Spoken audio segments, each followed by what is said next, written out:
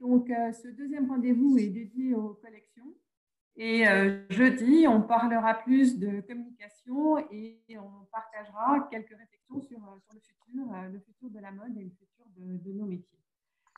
Donc, pour ce sujet, donc, nous avons réuni plusieurs personnes. Donc, Catherine Jacquet, que vous voyez, qui est directrice générale de Le Maire. Bonjour.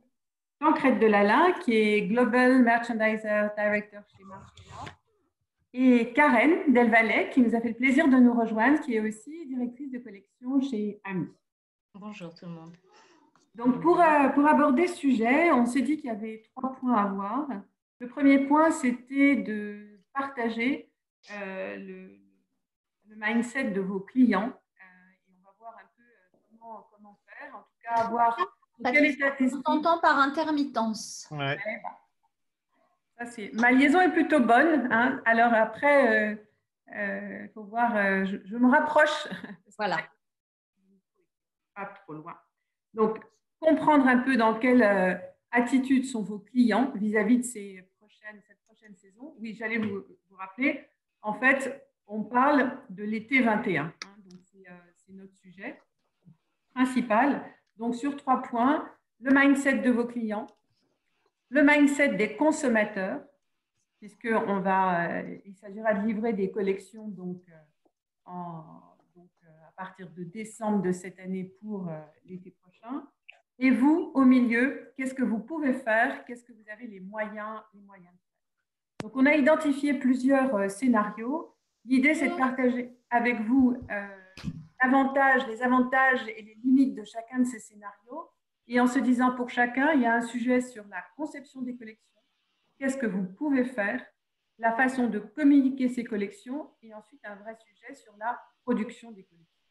Donc, en préparant ce point, on s'est dit qu'il y avait 3 possibilités.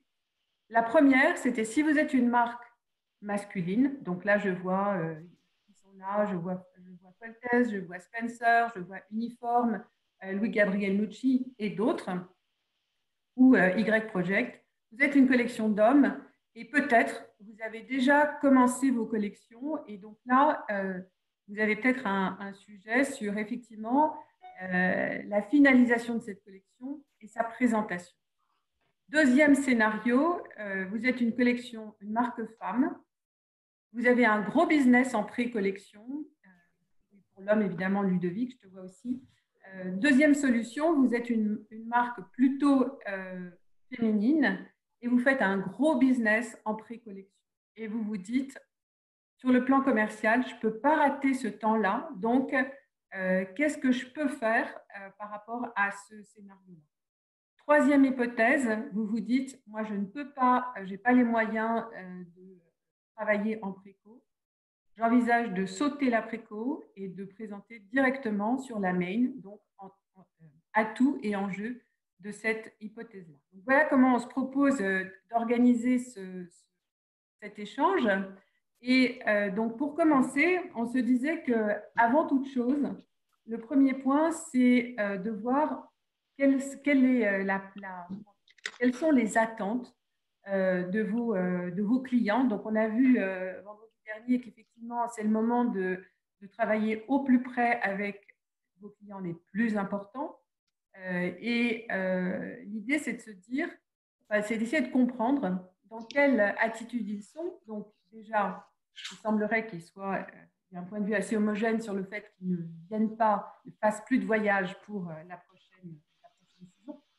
Mais en tout cas, est-ce qu'ils ont un budget pour ce moment-là? Et est-ce que vous pouvez avoir une première idée de ce qu'ils vont acheter, ce qu'ils auraient envie d'acheter? Parce qu'évidemment, ça va définir le profil de ce que vous allez présenter pour cette prochaine collection. Alors, je vais passer la parole peut-être à Catherine, peut-être, honneur aux femmes, pour justement avoir ton point de vue, Catherine, sur justement la perception des clients, de vos clients, et comment vous comprenez ce qu'ils sont prêts à acheter pour la prochaine collection. Merci Patricia. Alors effectivement, le contexte, c'est un contexte d'incertitude. La Fashion Week Homme et la haute couture sont annulées. on n'a pas forcément d'informations sur fin septembre et sur la Fashion Week Femmes. Mais ce qu'on sait effectivement, c'est que les acheteurs ne voyageront pas en juin et en juillet et ne voyageront d'ailleurs peut-être pas non plus fin septembre, puisqu'il y a quand même un travel freeze dans pas mal de groupes qui pourrait s'étendre potentiellement au-delà de l'été. Ce qu'on sait aussi, c'est qu'ils ont tous des inventaires très, très importants sur l'été 20. Donc, il va y avoir un problème par rapport au stock. Et puis, ils ont réduit pour la plupart de 20-30% selon les comptes clés leurs commandes d'hiver. Et donc, ils vont attendre aussi de voir si on arrive à livrer les commandes d'hiver et comment l'hiver démarre.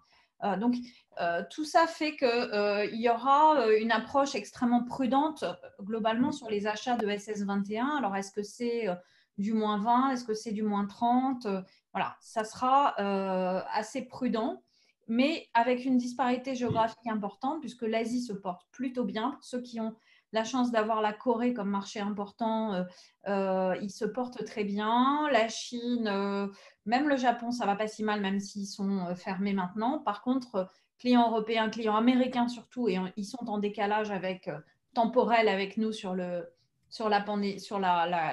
comment dire, le confinement. Donc là, ceux qui sont tournés vraiment vers les US auront effectivement des voilà. Donc après, ce que les clients ce qu'ils nous disent, c'est qu'ils sont tous prêts à acheter virtuellement. Que l'idée ne leur pose pas de soucis, que acheter avec des bons outils digitaux, des vidéos, des photos, des visioconférences, et acheter aussi des choses finalement créatives, des choses nouvelles, des choses qui donnent envie. Donc, je pense que ce contexte, voilà, on parlera de calendrier après plus précisément, mais ce contexte ne dispense pas, en tout cas, d'être dans votre créativité, de proposer des choses intéressantes et d'être aussi créatif dans la manière, évidemment, dans les outils que vous allez utiliser pour présenter. Il y a plein de réflexions, on en parlera après, je pense, au niveau de la fédération, sur les types d'outils à mettre éventuellement à disposition. Ou, voilà, il y a je veux dire, toutes les sociétés qui produisent des outils digitaux, des showrooms, des solutions de showroom digitales aujourd'hui se bougent pour essayer de trouver des propositions. Tancrède ? Si tu regardes le marché dans l'autre sens, pour ceux qui ne me connaissent pas, j'ai été aussi en grand magasin, directeur des achats du printemps. Donc, j'ai la double casquette, marque et grand magasin. Ce qui est important aussi, c'est de comprendre par rapport à vos clients quand est-ce qu'ils ont envie d'être livrés de ce Spring Summer 21. Parce qu'on entend beaucoup dire qu'il y en a certains qui ne veulent pas être livrés sur 2020, il y en a certains qui veulent être que sur 2021. Mais néanmoins, une fois qu'on a dit ça, quand on sera en novembre prochain, qu'il y aura eu le Black Friday aux États-Unis, s'il a toujours lieu, ils auront besoin de marchandises en décembre, même si aujourd'hui ils n'en veulent pas, etc., etc. Donc il faut bien comprendre, parce qu'on se parle de quelle est la date de showroom, mais du coup, le jeu miroir, c'est quand est-ce qu'on va livrer. Et donc du coup, quand est-ce que ma marchandise va être en magasin. Et le plus tard je vends, le plus tard je livre. Et le plus tard, je fais un sell-through par ailleurs. Donc, il faut comprendre de la part de vos clients quand est-ce qu'ils sont prêts à acheter, quand est-ce qu'ils ont défini leurs open to buy, et quand est-ce qu'ils veulent être livrés. Parce que là, après, vous allez être pris en étau. S'ils vous disent, moi, j'achète en septembre, ça veut dire les commandes en octobre, mais je voudrais bien être livré en décembre, ça ne marche pas. Donc, il faut soit qu'ils s'engagent en juin, juillet, soit qu'ils acceptent d'être livrés en 21. Donc, ça, il faut que le jeu soit clair entre vous et eux, d'une certaine façon. Comme le disait Catherine, effectivement, il faut que vous compreniez la nationalité de vos clients parce que certains vont très très bien, certains ne vont pas bien du tout. Évidemment, le marché américain ne se relèvera pas du tout comme le marché asiatique. Ça, c'est très très clair. Qu'est-ce que je peux vous dire d'autre en termes de… Oui, tout à fait, oui. Selvan, il faut que tu te mettes sur mute. Oui, Selvan, on t'entend.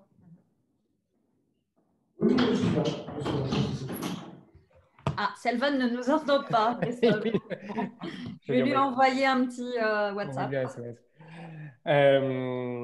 Voilà.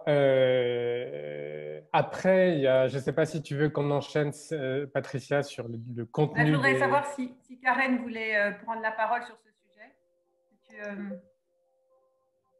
Tu es en mute, Karen. Excusez-moi. Voilà. Oui, excusez-moi.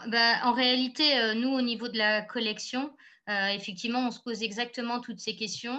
Moi, je suis effectivement au quotidien avec notre directrice Wholesale parce que finalement, proposer une collection, déjà essayer d'en proposer une. Nous, on est sur un calendrier homme, donc on avait une pré-collection au mois de mai et ensuite le défilé de juin qui n'aura bien sûr pas lieu. Et après, effectivement, le tout est de savoir comment sortir cette collection et surtout, qu'est-ce que les clients attendent de cette collection et par rapport aux livraisons, quel est le meilleur timing. Donc, en réalité, comme vous l'expliquez, il y a différents finalement sujets qui peuvent nous permettre, tant au niveau des fabricants, mais aussi des attentes de clients, de savoir exactement quelle est la bonne fenêtre, en fin de compte, pour proposer cette collection.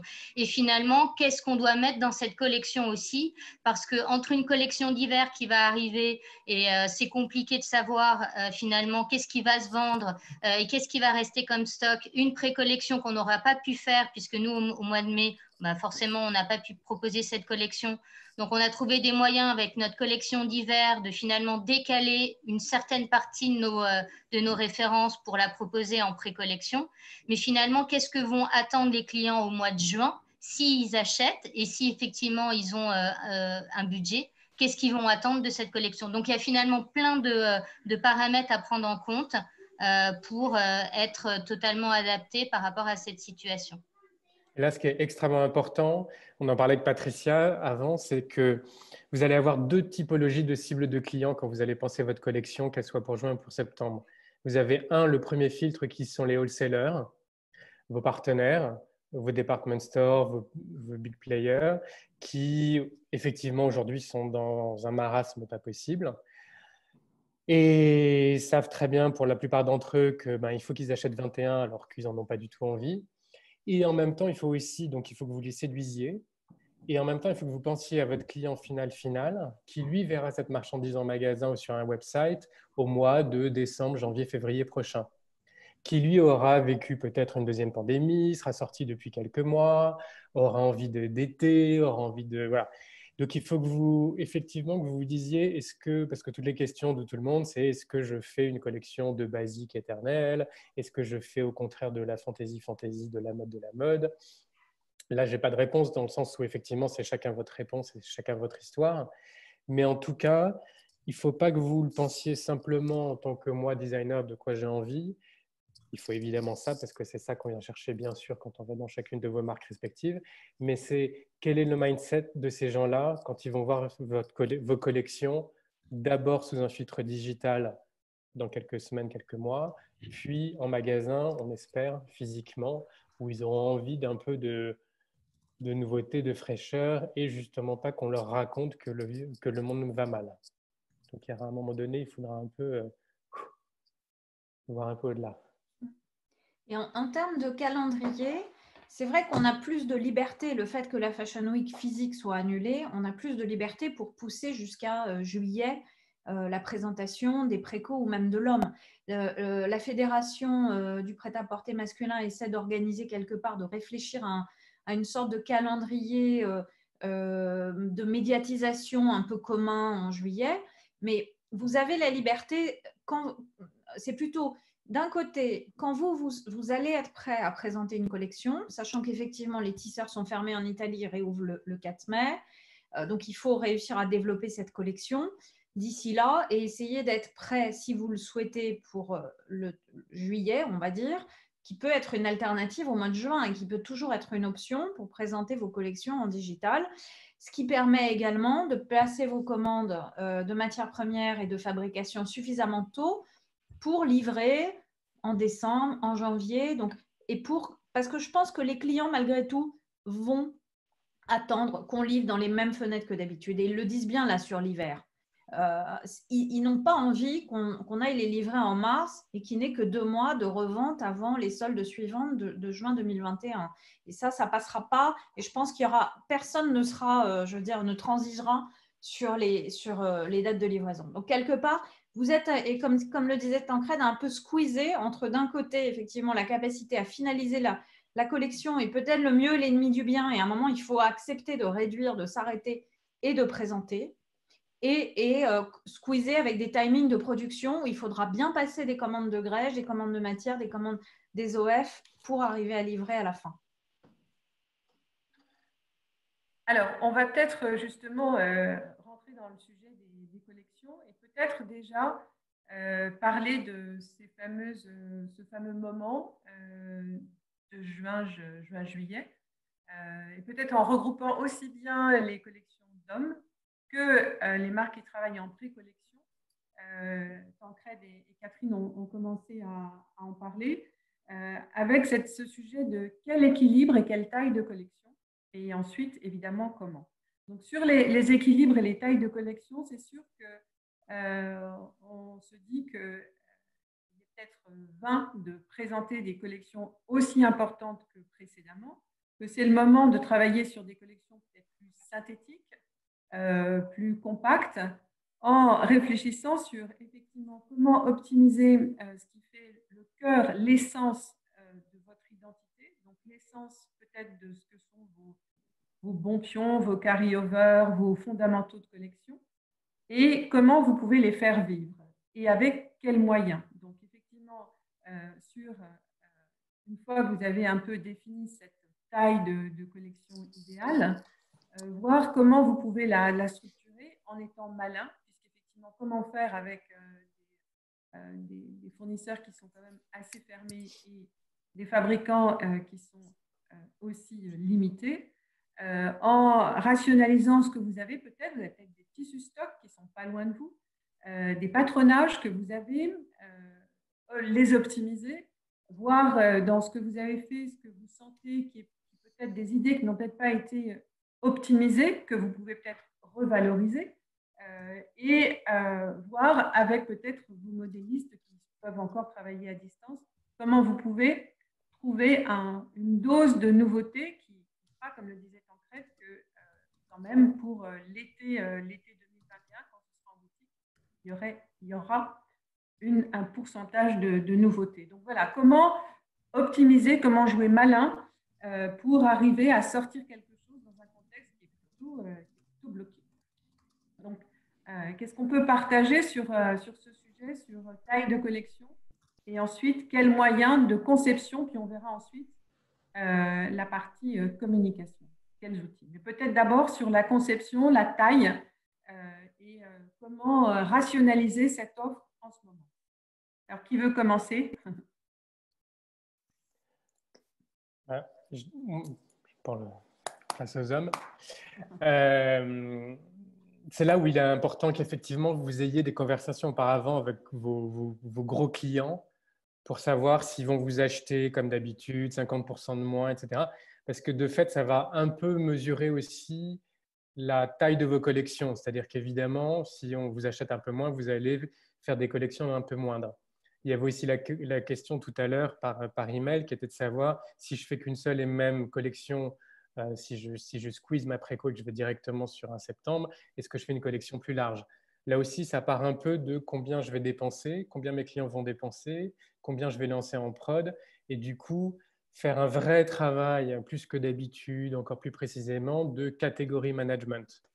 Les gens qui sont sur le produit comprennent bien. Catégorie management, c'est-à-dire quand je suis sur du prêt-à-up, est-ce que j'ai bien couvert mes catégories de produits? Est-ce que je ne suis pas surreprésenté dans certaines catégories ou dans certains tissus ou de certains niveaux de prix?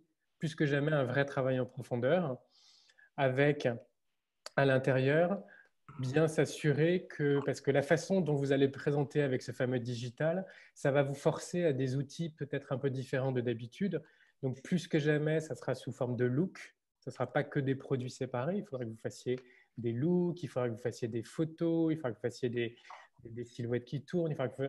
Donc, il va falloir que plus que jamais, que vous pensez votre collection en fonction de la façon dont vous allez la présenter. Ça, c'est extrêmement important. Plus le catégorie management, avec évidemment, pensez vos matières d'un côté, pensez vos formes de l'autre. Donc, comme le disait Patricia, ça peut être le moment aussi de se repencher un peu dans vos archives, dans vos patronages, dans vos raconter une histoire. On le disait un petit peu tout à l'heure, ce qui va être structurant, ça va être vis-à-vis des clients qui seront un peu frileux à dépenser, c'est ce que vous allez leur raconter. le sens que vous allez donner à votre collection, le sens que vous allez donner à votre produit. Donc, si c'est juste un produit de plus, on s'en fout. Par contre, si tout d'un coup, c'est un produit qui est une excuse pour vous de raconter que c'est votre pantalon super d'il y a 3 saisons, que vous le remettez en scène, que vous l'avez retrituré, voilà, peu importe, c'est pas grave, que c'est une matière que vous aviez travaillée, que vous retravaillez, que vous êtes... Peu importe. Ça peut même être un message aussi de on avait de la matière, on a fait une série limitée dans cette matière, dans ce patronage. Tout ce que vous allez pouvoir raconter autour de votre collection fera du sens.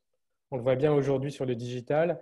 Vous avez différents discours de marque. Vous avez ceux qui vous parlent qui en profitent pour s'arrêter un peu, parler de leur histoire, parler de leur passé, parler de leurs origines ou de leur storytelling. Et puis ceux qui continuent à juste montrer de la mode. Voilà. Donc à un moment donné, ça va être tout ça, le job, ça va être effectivement de rationaliser la taille, de faire un bon travail de structuration de collection, de bien la penser dès l'origine, comment vous allez la présenter. Rationaliser aussi vos matières, ce n'est pas le moment d'aller chercher des matières qui sont fabriquées au Japon avec des 12 mois de lead time ou ce genre de choses. Mais au contraire, est-ce qu'il y a des leftovers chez des façonniers? Est-ce que j'ai des sourcils moi bien particuliers? Encore une fois, être malin par rapport à la débrouille et être sûr que je vais avoir des matières assez rapides. Oui, tout à fait d'accord avec ce que vient de dire Tancred. Ce que j'ajouterais, c'est d'utiliser cette période de confinement. On a un mois devant nous. Ce n'est pas un mois perdu, au contraire. Les fabricants de tissus, effectivement, sont fermés jusqu'au 4 mai, mais les bureaux sont ouverts, ils vous répondent. Donc, ils peuvent vous répondre sur des stocks services, sur comment ils peuvent vous aider, s'il faut expliquer vos enjeux. Les façonniers, enfin les modélistes, les façonniers, on verra plus tard pour la prod, mais les modélistes, en tout cas, travaillent à domicile. Nous, on en a plein qui travaillent. Voilà, donc vous pouvez avancer sur votre collection en faisant des coursiers avec des patronages, etc. Et puis surtout, vous pouvez faire des essayages de toiles. Vous pouvez, en étant précautionneux, vous réunir à 4-5 dans un bureau avec les distances de sécurité qui s'imposent et faire vos essayages. Parce que rien n'interdit voilà, de travailler quand on ne peut pas faire des choses en home office. Donc, vous pouvez complètement avancer sur votre collection. Alors, vous ne serez certainement pas prêt pour ceux qui sont en homme en préco pour mi-juin, mais vous pouvez peut-être être prêt pour mi-juillet. Donc, et encore une fois, je reviens sur ce que Tancred a dit, faire moins mais mieux, c'est-à-dire avoir une collection effectivement plus éditée, plus structurée, qui a du sens aussi par rapport à votre ADN. Et je pense que les clients seront avides d'écouter les histoires que vous avez envie de leur raconter. Donc, Karen, est-ce que tu as envie de rajouter quelque chose sur la réflexion sur la rationalisation de ces collections? Non, je pense qu'effectivement, c'est tout à fait juste. Il est effectivement tout à fait possible aujourd'hui de continuer à développer des collections, hein. Nous, on le fait au quotidien. Il faut savoir qu'effectivement, en Italie, les usines sont pour la plupart fermées, mais après, les gens travaillent de chez eux. Donc, vous avez toujours, en fin de compte, des informations sur les stocks restants. À partir du moment où les usines vont réouvrir début mai, ils vont pouvoir tout de suite vous envoyer les tissus si vous en avez besoin. Au Portugal, il y a encore beaucoup d'usines qui marchent plus lentement, mais qui marchent, hein, pour le coup. Nous, on travaille avec eux régulièrement et finalement, mis à part un ou deux qui est vraiment dans une zone confinée, sinon les autres continuent à travailler plus lentement, mais continuent à travailler. Effectivement, en termes de matière, je dirais, il faut être malin sur ce sujet. Il faut vraiment être malin. Je suis complètement d'accord. Il y a effectivement les stocks services qui peuvent être un moyen intéressant. Il y a aussi vos propres stocks de tissus qui pourraient être aussi un moyen de raconter des histoires sur votre ADN, sur des pièces que vous avez aimées et que vous relancez. Et je pense qu'on est à un moment vraiment clé en termes de messages. Il faut aussi, pas juste une collection, mais dire quelque chose. Je pense que c'est un moment spécial et à mon avis, les gens attendent quelque chose de spécial aussi. Et pas juste un moment où on continue à montrer des vêtements, mais aussi on donne du sens dans tout ce qu'on fait. Et c'est aussi pour ça peut-être que réutiliser des choses que les gens ont aimées chez vous, qui reconnaissent, peut être aussi un moyen de retendre ce lien. En tout cas, à mon avis, il y a un sens profond qu'il faut donner à cette collection, plus encore que les autres. Et après, effectivement, la réflexion autour de la créativité et proposer des choses nouvelles. Moi, je suis assez… En tout cas, moi, ma sensation, c'est que je pense que les gens vont avoir aussi envie de choses qui vont les faire vibrer, qui vont les exciter, qui vont aussi apporter un peu de nouveauté, un peu d'excitation pour pouvoir redéclencher en fin de compte une envie, à mon sens. Donc, en fin de compte, c'est un mélange de choses qui doivent sécuriser votre business sur des tissus que vous connaissez, sur des pièces que vous connaissez qui sont des carry-over et c'est indispensable. Et en même temps, il ne faut pas en oublier une créativité qui va exprimer quand même quelque chose. Surtout, en ce moment, à mon avis, le message est très important. En tout cas, ce qui est sûr, c'est qu'aujourd'hui, le rythme est plus lent, mais on peut tout à fait développer des collections. Selon les zones, les usines restent ouvertes. On peut tout à fait faire des essayages. Nous, on en fait régulièrement. Finalement, c'est une nouvelle façon de travailler. Des choses qu'on pensait impossibles il y a un mois et demi. Finalement, c'est possible. Et ça, c'est très, très positif. Effectivement, se dire que le mois de juin, présenter une collection, honnêtement, c'est très compliqué compte tenu que déjà, les tissus, nos usines en Italie, elles ouvrent début mai. Donc, de toute façon, si vous commencez à commander des tissus qui ne sont pas en stock service, il y a 5 semaines de livraison en moyenne.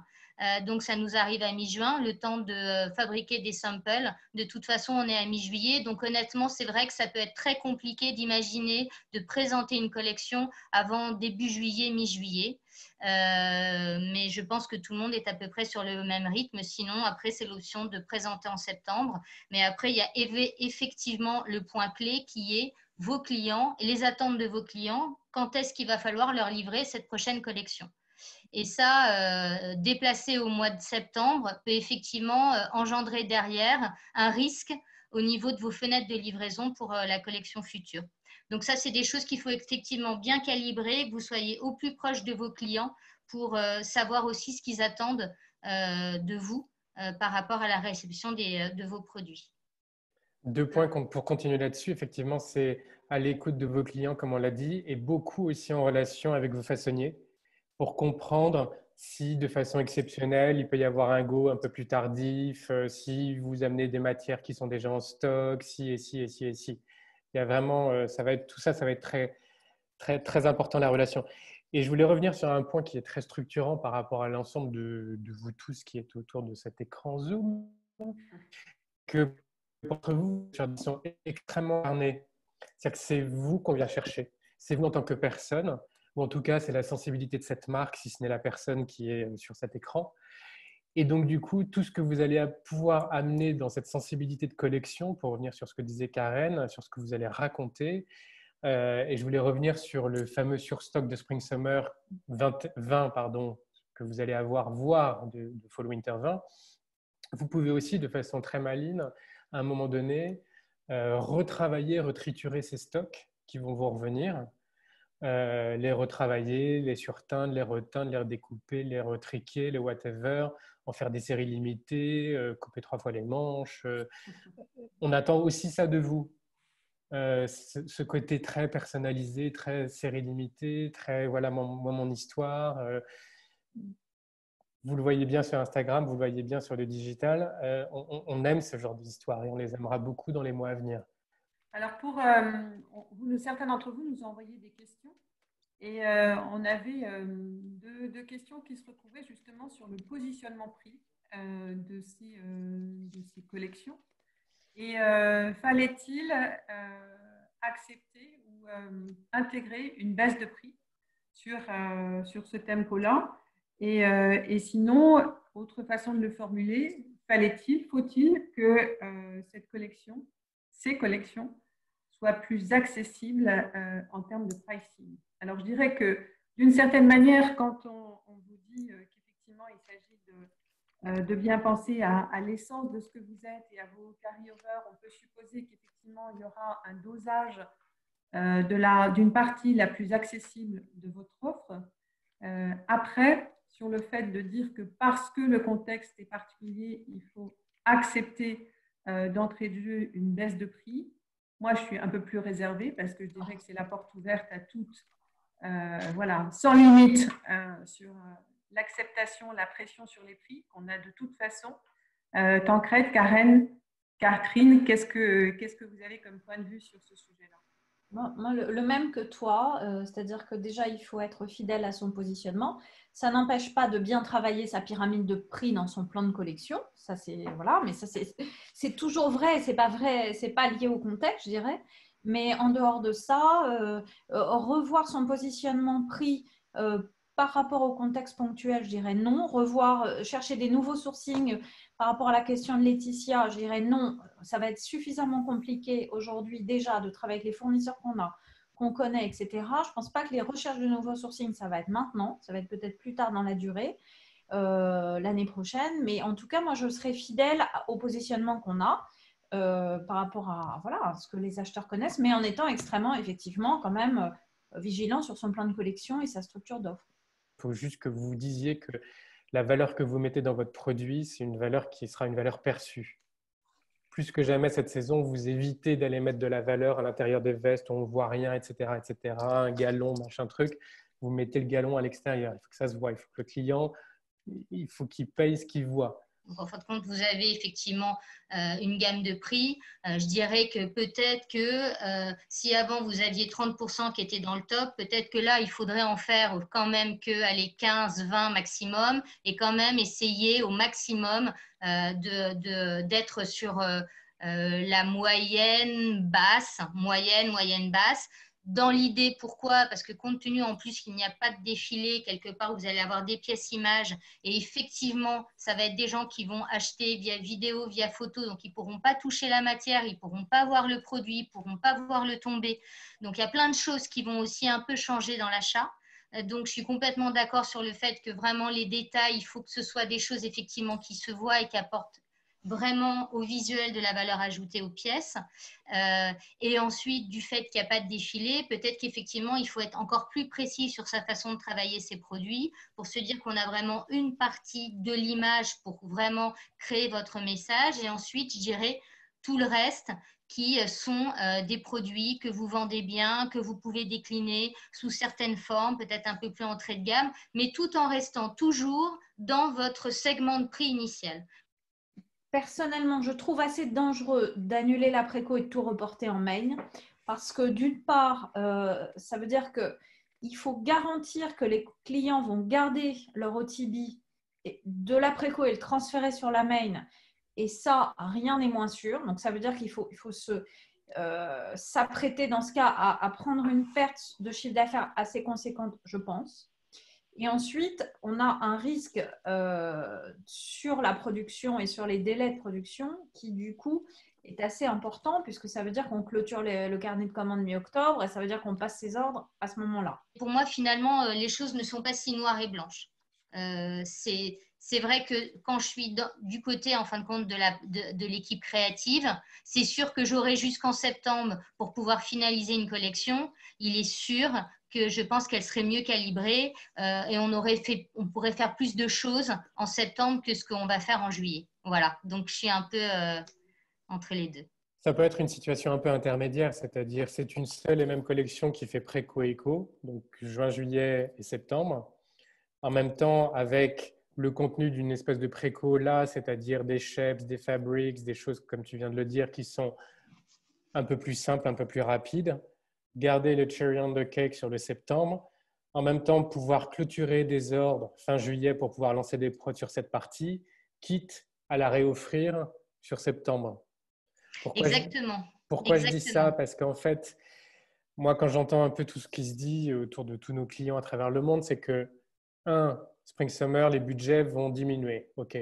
Une fois qu'on a dit ça, d'habitude, sur ce budget-là, ils dépensent 70%, 30%, juin et septembre. Et ce qu'ils disent en ce moment, c'est de dire on va plutôt dépenser 60, voire 55 sur juin, parce qu'on ne sait tellement pas de quoi va être fait le monde au mois de décembre, janvier prochain, pour se laisser septembre un peu plus de mou pour pouvoir dépenser non pas 30 comme d'habitude, mais 40 ou 50, voire dire désolé les gars, mais on garde que 30%. Je voudrais qu'on parle de la communication. Donc la communication qui va être principalement digitale. Donc, effectivement, la communication one-to-one avec vos clients pour garder le lien et connaître leurs besoins et leur parler de vous pour qu'effectivement, ils vous aient en marque, en présence à l'esprit. Sur les outils digitaux, donc il y a différents outils possibles, des outils de présentation en ligne. Donc, je vais peut-être passer la parole à Serge. Assez rapidement, vous avez une solution, vous avez un ERP que certains d'entre vous connaissent qui s'appelle Zedong, qui est en train de développer aussi une partie qui puisse être un showroom en ligne. En réalité, c'est plus une sorte de line sheet. Donc, esthétiquement, ce n'est pas la chose la plus attirante. Et effectivement, comme vous êtes vous êtes des marques de création en général, vous avez quand même envie d'une esthétique et d'un usage sur le site qui soit un peu plus, on va dire, léché. Mais en tout cas, c'est des solutions qui existent. Vous avez un acteur français qui s'appelle le New Black, qui est un acteur assez important, qui marche plutôt bien et que certains d'entre vous utilisent déjà. Vous avez ensuite deux acteurs, même trois acteurs qui sont plutôt anglo-saxons, même si Ordre est entre Hong Kong, Londres et un peu ailleurs. Donc, vous avez Ordre.com qui est effectivement le leader, notamment sur l'imagerie, sachant que c'est effectivement un site qui propose des services de photos 360 degrés, etc. aux marques. Donc, c'est vrai que c'est un atout assez considérable. Vous avez Jour, qui est le leader du marché et qui a l'habitude d'opérer ça et donc qui est très connu aussi des acheteurs, ce qui est un avantage. L'idée, c'est aussi d'utiliser des solutions qui puissent être connues des acheteurs pour vous. Et enfin, vous avez un autre acteur qui s'appelle CXN, qui a été élaboré par des gens qui viennent plutôt du monde du média. C'est des gens qui venaient du monde des médias et des gens qui venaient du monde du commercial, et donc avec une application qui est plutôt une application qui permet aussi de partager du contenu. Catherine, Tancred, Karen, je vous passe la parole sur la gestion des outils digitaux pour présenter ces collections. Je crois que ce qu'il faut se dire, c'est qu'il faut le voir comme une opportunité de changer aussi le fonctionnement et de maximiser, de mutualiser un peu les contenus et les outils qui sont développés. D'une part parce qu'on ne sait pas et on n'a pas la garantie que les acheteurs à l'avenir voyageront autant qu'aujourd'hui. Donc peut-être que ces showrooms digitaux, ça ne sera pas juste pour cette fois, mais ça sera une nouvelle manière de travailler pour une partie de la distribution, d'une part. D'autre part, vous avez votre e-shop pour lequel vous avez des contenus que vous produisez, souvent un peu en décalé. Donc, je pense que c'est vraiment intéressant de réfléchir à la manière de mutualiser les contenus qui vont être faits là. Tancred ? Oui, évidemment, d'accord. Je dirais qu'effectivement, dans cette nouvelle ère, la forme sera encore pas plus importante que le fond, mais elle sera aussi importante que le fond. C'est-à-dire qu'avant, la forme, c'était le défilé. Maintenant qu'il n'y a plus de défilé en tant que tel, c'est quoi la forme? Comment je montre? Comment je suis différent des autres?